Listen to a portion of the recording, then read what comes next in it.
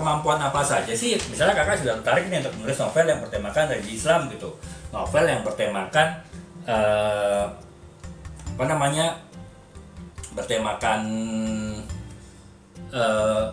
ini apa namanya Islam lah ya, apa jalan-jalan Islam. Nah, itu ada beberapa kemampuan yang harus kakak miliki ya ketika kakak mulai tertarik untuk menulis novel yang bertemakan religi Islam gitu. Yang pertama adalah pemahaman mendalam tentang Islam ya. Lagi-lagi nggak perlu kakak harus paham keseluruhan mengenai agama Islam ya ketika kakak menulis novel religi Islam. Tapi apa yang kakak mau kakak tulis, itulah kakak harus paham. Misalnya novel Istri Salihah ya, kakak harus paham nih apa namanya, bagaimana Istri Salihah menurut ajaran agama Islam. Itu saja. Kalau kakak itu sudah pelajari dengan paham, baru kakak bisa menulis novel ini gitu. Ataupun juga misalnya novel ini setengah abad, ini bercerita mengenai bagaimana manusia itu sering mensia-siakan waktu dan kesehatan, dan lebih menyukai kehidupan dunia daripada persiapan akhirat. Nah, itu kakak pahamin saja hadis itu secara lengkap, secara menyeluruh, dan baru kakak nulis novel ini. Jadi harus paham agama Islam secara keseluruhan, tapi dalam konteks yang sesuai dengan topik yang kakak tulis di novel ya. Kemudian yang kedua adalah keterampilan literasi ya. Jadi kakak harus bisa mengekspresikan nilai-nilai yang akan disampaikan, misalnya nilai tadi,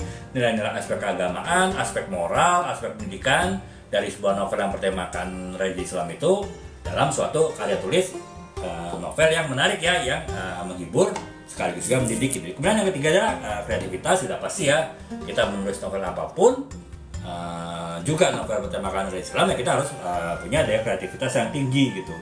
Kemudian juga kepekaan terhadap pembaca ya, artinya ya kita harus paham juga gitu apa mau pembaca dari sebuah novel yang kita ini tadi kita tulis. Misalnya saya novel ini adalah novel hijrah ya, berarti kan pembaca yang membaca novel hijrah pasti punya keinginan tertentu kan, apa yang mereka dapat dari sebuah novel yang bertemakan hijrah gitu. Nah, makanya